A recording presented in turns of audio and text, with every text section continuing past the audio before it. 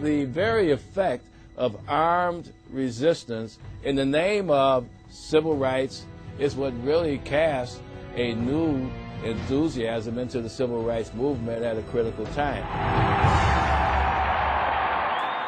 In the book, Deacons for Defense by Lance Hill, it all begins in 1964 in Jonesboro, Louisiana, my hometown.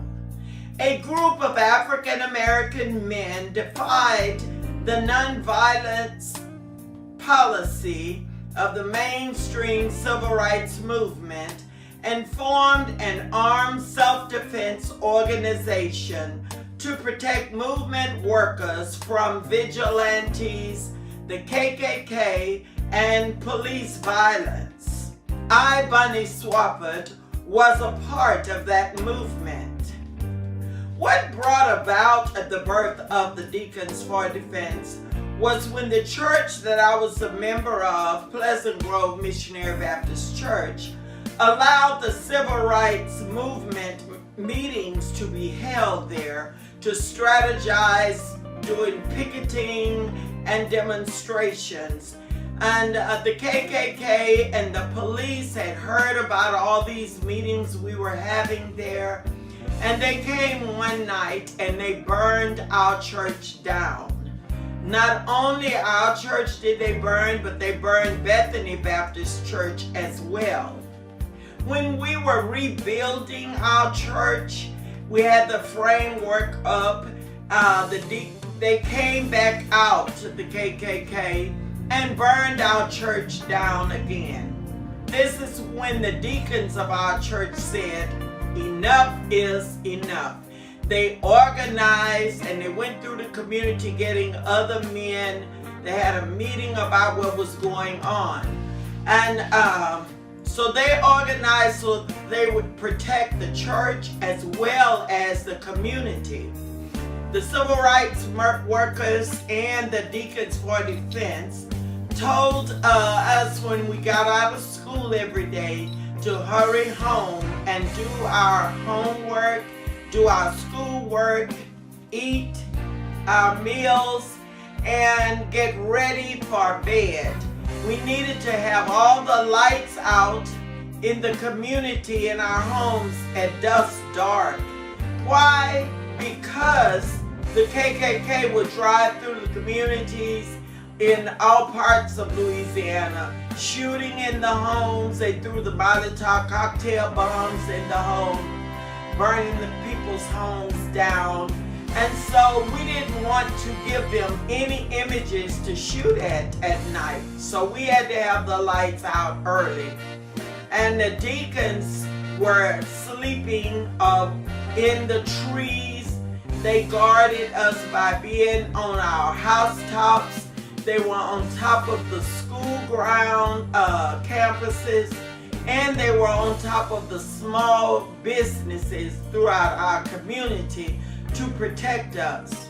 Well, you know, the FBI had heard about it and they started investigating them, as well as Martin Luther King Jr. had heard about them, and he wanted to hire the deacons to protect him when they were marching from city to city and state to state. Now, another thing that went on in my hometown in 1963, CORE came, and CORE stands for Congress of Racial Equality, and it was founded by James Farmer Jr. He, along with students from Syracuse, New York, came down so that they could teach us, the students, to protest injustice that was going on throughout the community.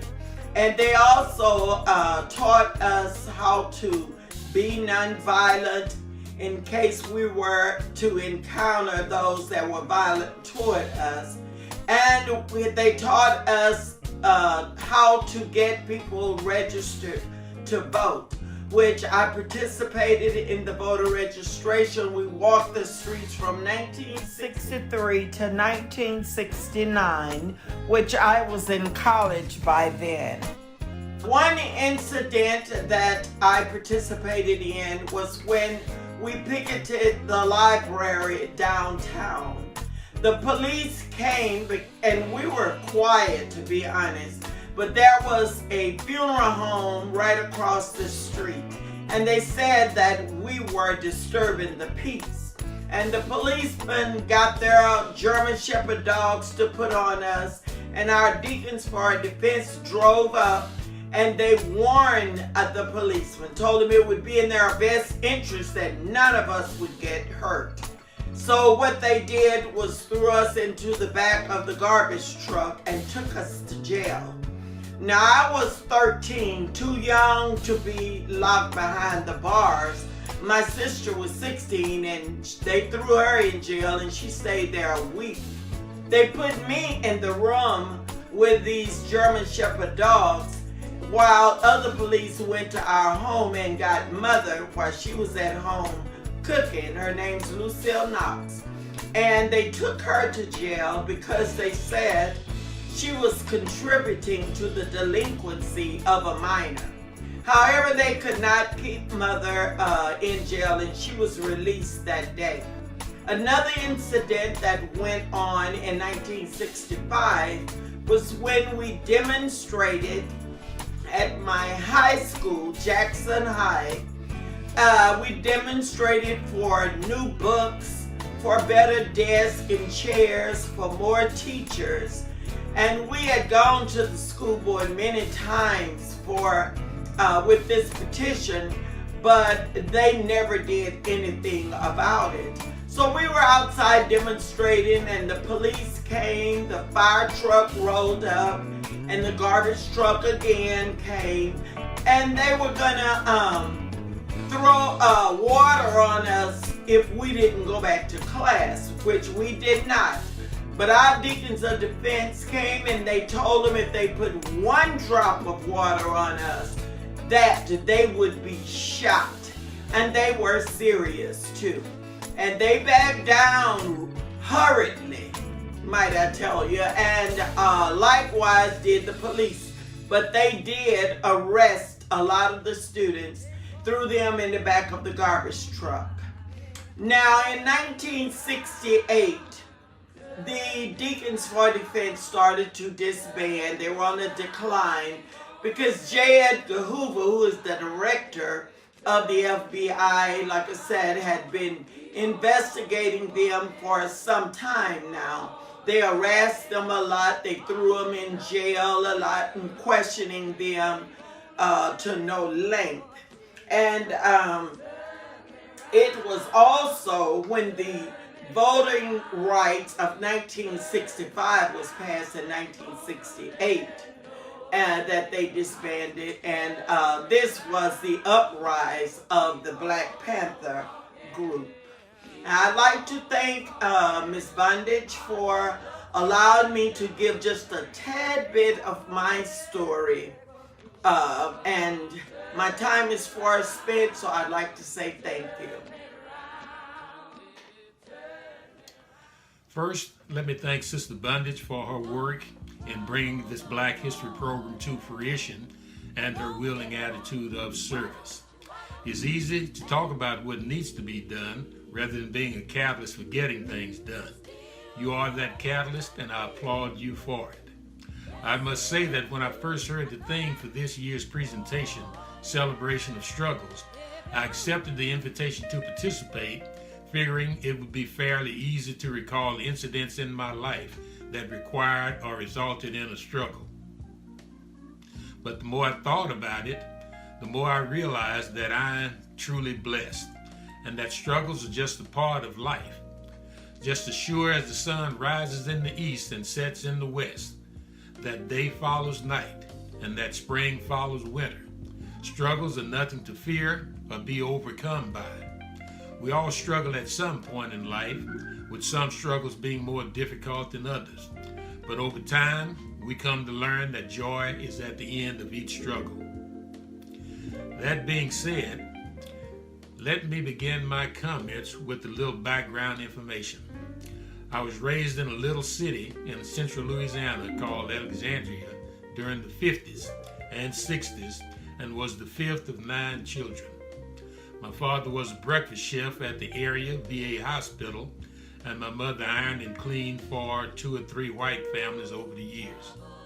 Although things would get hard from time to time, my parents always had faith that things would work out, and they imparted that attitude to me and my siblings. My mother was the faith leader in our family and saw to it that we attended church and Sunday school, as my father's work schedule did not coincide with these activities, since he worked on Sundays and was at work by 4 a.m. each workday. The church to which we belonged was not within walking distance, but there were other churches in the neighborhood which we would many times attend. I didn't consider the trials and tribulations of growing up during this period of segregation as a real struggle until I started hearing about the civil rights movement. My brothers and sisters and I had been taught that education was the key to improving one's circumstances, and that in spite of the times, we could be and do whatever we had a mind to. My parents never let their circumstances or what was going on in the world quell our aspirations or give the impression that racially based roadblocks were insurmountable obstacles. We had the freedom of dreaming of how we wanted our lives to be and the encouragement to pursue those dreams. Being brought up to be unselfish and to value others, I look at racism as the greatest struggle, not just from any personal experiences that I've had, but that mankind faces. Any experiences that I have had pale in comparison. Unfortunately, the struggle continues. The events of the past 4 years, rooted in the election of our first black president, have crystallized the fact that we have not made as much progress in race relations as we might have thought. Those old attitudes of racism have been festering just below the surface of our consciousness and have been given a rebirth. Those who purport to stand as sentinels for justice and righteousness have stood by haphazardly and tepidly for too long. They have not spoken out loudly and forcefully for what is right and just, but have sought to compromise with the enemies of those principles. The time is past for simply voicing opposition to an unjust cause, and has given way to the time for acting upon our convictions concerning justice and righteousness. In John Lewis's book, Walking with the Wind, he documented the part he played as a young man in the civil rights struggle and how it was the students who put their lives on the line for this just cause. Since racism is still a scourge on this society, it demonstrates the need for young and old alike to break our silence and pick up the banner to advance the cause of justice and righteousness. The old strategies for dealing with racism have clearly not worked, and the time has come to try something new. The road to success starts first with acknowledging that racism not only exists, but is prevalent, and realizing the negative impact that it has on all people, including the perpetrators. This country will never fulfill its ideals until it is properly dealt with. The Apostle Paul said in his writings to the Romans, "Be not overcome of evil, but overcome evil with good." As is the case for all scripture, this writing is still applicable today and is a charge for all good men to answer the call for the higher principle of service to others and not hatred.